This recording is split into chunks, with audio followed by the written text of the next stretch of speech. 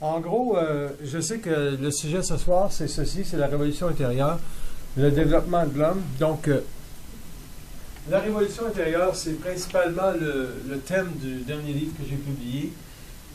Puis, c'est définitivement, ça se relie définitivement au développement de l'homme. Puis, le développement de l'homme, il y a différentes façons de regarder ça. Donc, je vais regarder avec vous autres ce soir que quatre angles pour regarder le développement de l'homme.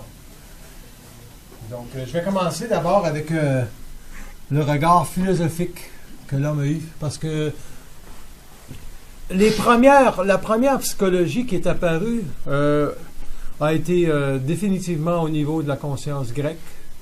Ces gens-là ont tenté de remettre à l'homme dans ses mains une certaine philosophie pour l'amener à comprendre la vie. Et c'est pour cela que ces gens-là ont amené plusieurs concepts qui ont permis à l'individu de développer une conscience réflexive. Donc, il y avait beaucoup de réflexions, donc je pense, donc je suis.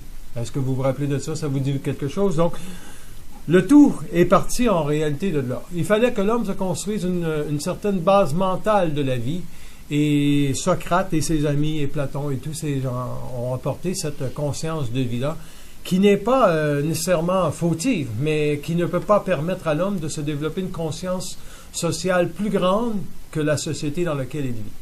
Et c'est pour ça que cette conscience de la vie-là, qui est reliée à la philosophie et qui porte un regard philosophique sur l'homme, limite l'homme dans son étude de la vie. Et avec le temps, effectivement, il y a eu toujours la conscience ou le regard spirituel sur la vie. Ça l'a toujours existé. Qu'est-ce que le regard spirituel? C'est tout simplement la partie de l'homme qui voulait se donner une assurance de la vie avec les plans invisibles. Parce que vous savez, les plans invisibles, c'est quelque chose de très grand que les gens n'ont pas nécessairement accès, à part par la télépathie. Et cette télépathie-là, elle doit être développée à partir d'un regard cosmique en lien avec la conscience de l'homme, avec les inventeurs de la vie. Donc, on peut les appeler des êtres de lumière, vous pouvez les appeler autrement. Mais ce sont ces grandes forces de vie-là qui ont créé l'homme. Et les forces spirituelles ont toujours été là. C'est pour ça que depuis longtemps, on peut avoir diverses religions sur la Terre qui manifestent une certaine volonté initiatique selon la programmation de chaque individu d'amener une direction à l'homme. Vous avez des courants hindouistes, vous avez les Bouddhas, etc. Vous avez aussi les prophètes, Mohammed. Et ensuite, vous avez le Christ. C'est sûr que le Nazarien est beaucoup plus associé à la conscience de l'Amérique du Nord en raison de l'affiliation judéo-chrétienne du citoyen canadien ou du citoyen québécois et nord-américain.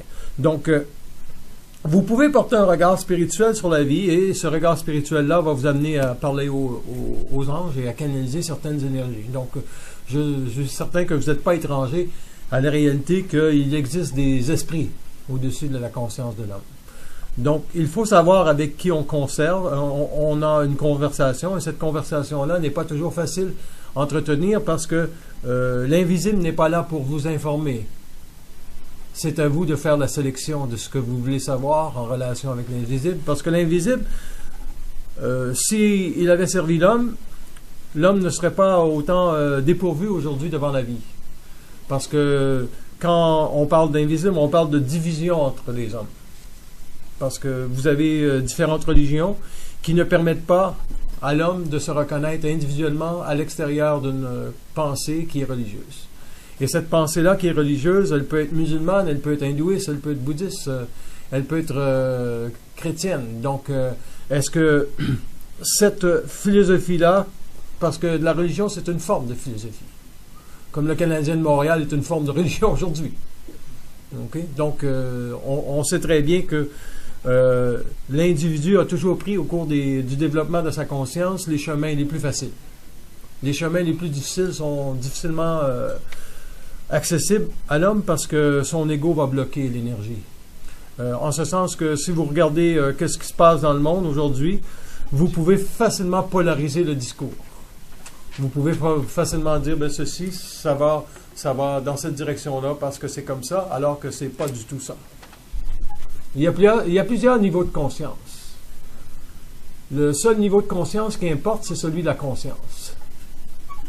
Et la conscience, c'est qu'est-ce que c'est la conscience? Donc, c'est le regard que moi, je véhicule à travers mes conférences, à travers les livres. Donc, vous pouvez appeler ça une conscience supramentale, vous pouvez appeler ça simplement la conscience, mais le regard de la conscience va plus loin que le regard religieux. Le regard religieux a pour effet de donner à l'invisible un crédit. Donc, l'invisible a une autorité sur l'homme, sur la femme. Donc, quand je parle de l'homme, je parle toujours de la race de l'homme. Donc, ne soyez pas offensés, mesdames. Donc, la race de l'homme se trouve être une race qui a toujours donné priorité à l'invisible sur sa conscience. Depuis qu'on est jeune, on s'est fait enseigner les bonnes valeurs morales de la religion au Québec. Et dans les années 60, tout ça a été bouleversé parce que les gens avaient plein de cul d'obéir à la religion au Québec.